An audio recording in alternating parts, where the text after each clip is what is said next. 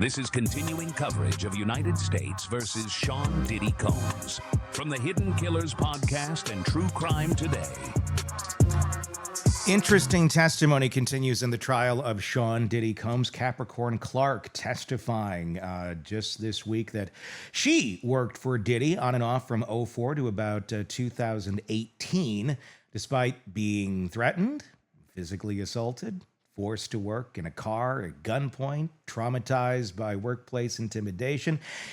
She even reconnected with his legal team in 2024 to ask for a job as chief of staff. Here to discuss her testimony, to break it down, because there's a lot that has come out here. Shavaun Scott, psychotherapist and author. And we're not victim blaming or anything like that here. We're just trying to break down the psychology of what was going on and the control that this man seemed to have over people. I think the big question in this one, people always think of the relationships that are romantic. Why didn't you leave? People seem to maybe understand that a little bit better if they've been in a bad relationship and dynamics. We've all had bad jobs, but I don't think quite to this point. What do you think is going on here?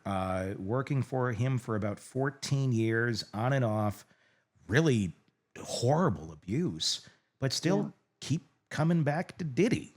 Yeah, this could be a book of this woman's life experience. Really, it would be fascinating because I think this is an incredible example of what we call a trauma bond, which is when people, and you mentioned abusive relationships, it's fairly common in a romantic relationship, but people can have that with their parents as well if they're raised in an abusive home.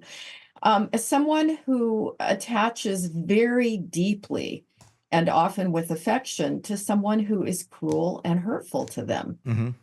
And this is hard to understand, but we can all form attachments in this way if we're in the right circumstances and we have the right vulnerabilities.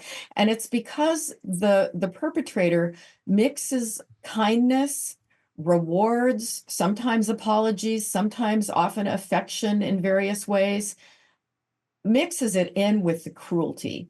And the victim comes to think that when they're being punished in some way or treated badly, that it's their fault. And if they do things different, if they get it right, that it's going to improve. And so in that way, it's almost like an addiction. They keep trying to get it right with the fantasy that someday this is all going to be better. And they get enough out of it as far as money or, self-esteem from the times that the person is kind to them, that it just keeps them coming back. Now, people who have been raised in abusive families are particularly vulnerable to this. And when I look at the length of time that this lady stayed in this situation with him, it makes me think that she must have had a pretty rough childhood. Yeah, I mean, one would certainly wonder about that. I'm wondering if, like, on a very kind of simplistic level, to help others understand this, is if you've been in several relationships in your life, wherever that may be. Some were good, some were bad, some were just kind of there, but they were good human beings. What are the ones that people on average tend to look back on like social media or check up on out of curiosity? It tends to be the bad ones, I would think, in a lot of cases, where one would think if the brain is working in a more healthy way, you'd be more curious about the folks where it was good and things didn't work out, or even just, it was there, but how you doing? But to gravitate back towards the trauma out of curiosity, that's interesting. I think it's something all of us do to a certain extent. Now, there's that line of just curiosity, and sometimes it's, I hope they're doing good, or I hope maybe I'm going to see they passed away a few years ago. And there's just, and then you go, oh, maybe nobody noticed and they passed away a few years ago. Or there's, just kind of indifference. That's where they live now. Okay, whatever. Is that a good analogy? Just the curiosity, the way the brain works, where we tend to go back to more negative things out of curiosity than we do things that would be healthier for us? I think the thing that may be going on there is the tendency to want to connect the dots. Why was I with that person? Mm-hmm. What went wrong? What is it about them that hooked me in? And so I think there's this natural curiosity when we're trying to make sense of our own narrative. Certainly, I've done that. I wrote a book on that, Yes, trying you to make did. sense of my bad Right judgment. here. Yeah. Nightbird, available wherever you get books. And a lesson in what really are cluster B disorders and why do people get hooked into these relationships. Mm-hmm. It's almost, in a way, I think it is healthy if we're trying to understand ourselves and avoid making those same mistakes in the future. Very true. Do you think that could be what was going on here with Capricorn Clark in a way of, I mean, just the idea that, back in, what was it, 2014 or whatever, when she started working for him, I mean, it was a big deal. People wanted to work. There was a television show called Who Wants to Work for Diddy? Oh, I did not know that. It was literally a show. Oh my gosh. Yeah. Oh my gosh. So, that's sick. There was multiple seasons of this thing. And it existed. So it was kind of a thing. People were considering it kind of a big, and at the time, if you didn't know about all this stuff, and most of us didn't, yeah, I mean, if you got a job with working directly for him as like direct head of staff and things of that nature, if you're going into that, you're going to think, oh my gosh, this is going to change my life. This is going to be so good. I'm sure you're excited about it. I'm sure there's just a lot of positivity. And then you get to know Diddy. And then things get really, really dark. But still that hope and that dream of, well, it could be like this. It sure looked like it would be like this, but it's not like this. That makes a lot of sense. If you kind of keep going back on, well, maybe if I handle them differently this way, or I handle them differently that way. This is a professional relationship. It could be true of a personal one too, but that does make sense. Trying to connect those dots. And is it kind of a fixer type thing as well? Where like, if I fix me or fix them, I can get this to go the way it should. Yeah, it's very seductive. And if a person was raised in a family where that was their role in the family, to try to get it right, to try to keep mom or dad calm, and that's a template that they carry into their adult life. And you can see how Capricorn was probably very vulnerable to this. And the rewards were probably huge. I'm assuming she was well paid financially. Mm-hmm. And that's a hook too. And thinking that if I just win him over, it's going to get better for me. I think there was a lot of extreme ups and downs with him. It was either hellish and you're working for the devil, or you are living the highest life of some of the very, very few people on this planet. Yeah. And I don't think there was a lot of in between. It was this or it was that. And sometimes that high life ends up being more seductive, where you think, well, I can put up with this enough. And then it amps and amps and amps, and eventually it's very discombobulated. She described it as total domination of Combs, as controlling every aspect of her life. And this is an employee dictating where she lived, forcing drug errands, ordering polygraph tests, even managing her own relationships. What kind of a human being is doing that sort of thing? Or what's more so wrong with a human being who is trying to exert that level of control over anyone, more or less one of your own employees?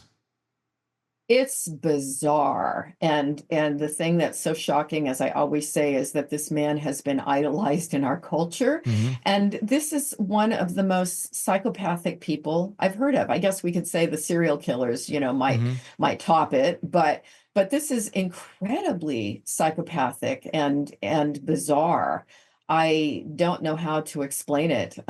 What could, other than, as we say, a combination of bad genetics and role modeling and too much wealth, but there's this sadistic quality with him, and it's beyond belief. This lady would have a heck of a book about psychopathological relationships. Oh, I can only imagine. Let's talk about another thing that went on. She witnessed there, and it corroborates more stories. I mean, this is why Diddy is going to be going down, at least on the Cassie charges. Clark described watching Combs kick Cassie Ventura repeatedly while she was in a fetal position and said she begged security to step in, but no one helped. How can you explain that? I mean, can you explain moral injury and the trauma that comes from watching violence helplessly, especially when it involves people you care about? Why does someone not step in? Is it fear? Is it it's going to happen to me next? Is it I don't know. Just it happens so regularly, it loses the the horrid quality of it. Yeah, the happening regularly, I think, desensitizes people Yeah. to it. It's sort of like, well, here we go again. But moral injury is a real thing, and you see that often in wartime when people witness atrocities but feel frozen. And I think that sense of being frozen is part of the trauma response, right? We go fight, flight, freeze, or fawn. And I think she was certainly frozen a good deal of the time, as were probably other people around him. It's sort of like a combination of he was a mafia boss and a cult leader. I mean, it's one of the stranger stories that I've ever heard, not because he was a sadistic and a psychopath, but because he had the power over all these other people and hung out with celebrities, other celebrities, and nobody called this out for decades. It's truly strange. It is the level that he was able to get away with it on. Another piece that came out in the last week was the firebombing of Kid Cootie's car. This was someone who was dating Cassie Ventura on a little breakup time between the two of them, and well, Diddy didn't like it, so he threatened that he was going to blow up Kid Cootie's car, and a few weeks later, it was firebombed with a Molotov cocktail. He just testified in court the other day. Clark testified and said Combs forced her into an SUV with a gun in his lap, took her to Kid Cootie's house, and refused to let her go unless Cassie agreed to show up. So this was pressuring her to convince Cassie to come and show up to this meeting that was going to go on. I mean, this is someone who, okay, let's go on this car ride, and he has a gun. I'm guessing he probably had a gun on him a lot. The question I think would be, and I'm sure what the defense is going to try and present, that, well, she was just following directions in a high pressure situation, that they needed to go to this house. And of course, he always carries a gun with her. But this is like an actual threat under coercive control, a big difference than just, he's kind of an extreme dude and I'm just following orders. Mm-hmm. Yeah, it's definitely off the chart, and hard to put myself in that kind of situation and imagine what it was like for Capricorn. But I think she lived under the terror that she was going to be killed at any given time. And that changes the way a person reacts in situations like that. There's just so much of where this goes. I'm always every day with the Diddy case, I'm like, oh my God, he did that too. I mean, it's so dark. There was another fact that had come out as well. Diddy, and I'm curious to get your thoughts on this. He went as far as convincing Cassie's mom, because she knew that Cassie was in an abusive relationship with Diddy, basically made Diddy's mom pay him $20,000 or something was going to happen to Cassie. Wow. Here's $20,000, don't tell anybody. It was like, you pay me not to hurt her worse. I mean, this is psychopathic, is it not? I mean, 100% psychopathic and a little bit crazy. I mean, it's hard to understand, why do you need this kind of power over people? I always use the word sadistic with him too. Yeah. He is above and beyond your average garden variety psychopath who makes up, a lot of the prison system. I mean, he needs a special place in hell, quite frankly. This guy is awful. I have another question, but I wonder if we're going to start finding bodies soon. I wonder the same thing. Yeah. And maybe not even in this conviction, but because they're still investigating this guy.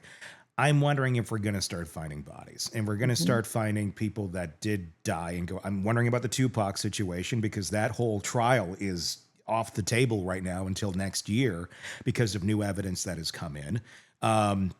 We don't know if it's anything to do with Diddy. I don't think it would be far of a stretch, but just, people who aren't even necessarily well known.